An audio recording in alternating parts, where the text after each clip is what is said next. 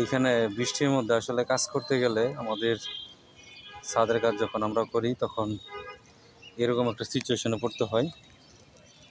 তো এটা অবশ্যই আমাদের মালিকের জন্য খুবই কষ্টের একটা বিষয়। চোখের সামনে এখানে লক্ষ লক্ষ টাকার এখানে ক্ষতিগ্রস্ত উনি হইতেছেন। ঠিক আছে, আপনারা দেখেন যে বৃষ্টির কারণে কিন্তু খোয়াগুলো কিন্তু এখানে বের হয়ে গেছে। হ্যাঁ, দেখেন আপনারা।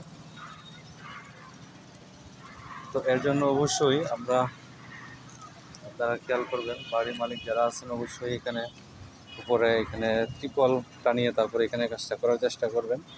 তো সেক্ষেত্রে কিন্তু আপনাদের এরকম একটা সিচুয়েশনে কিন্তু এখানে করার কোনো সম্ভাবনা নাই। দেখেন অনেক জায়গা জুড়ে কিন্তু এরকম একটা সমস্যা এখানে ক্রিয়েট হয়েছে।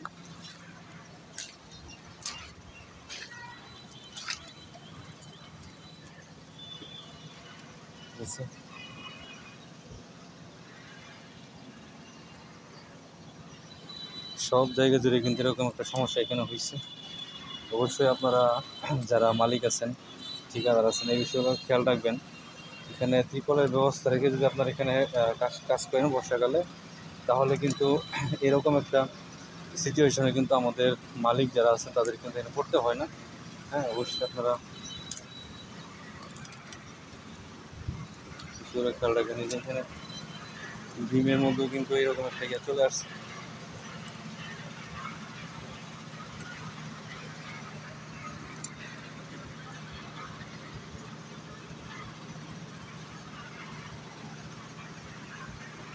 সকালে এখানে পরিবেশ ভালোই ছিল, এবং দুপুরে পরে যায় কিন্তু এই রকম একটা সিচুয়েশন এখানে ক্রিয়েট হয়েছে, যেটা আসলে আমাদের জন্য আসলেই কাম্য নয়।